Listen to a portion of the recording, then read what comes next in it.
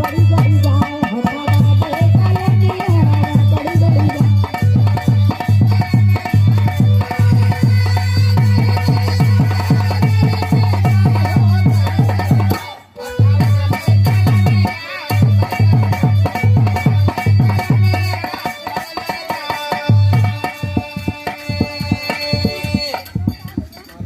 और ये देखिए जेकर नहुए आनंद बड़का भैया के ओर से सादर 201 रुपए का सम्मान चलो मैं कोट कोट नमन करती हूँ। भगवान से यही प्रार्थना करती हूँ माई भगवती से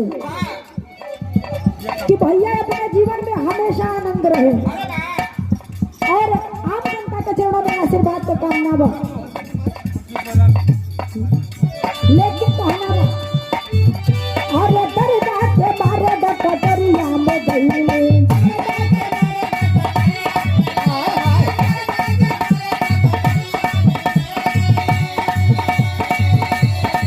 अरे दरगाह के बारे डकटरिया में गई डकटर से नजरिया लड़ी लड़ी जाए डकटर से नजरिया।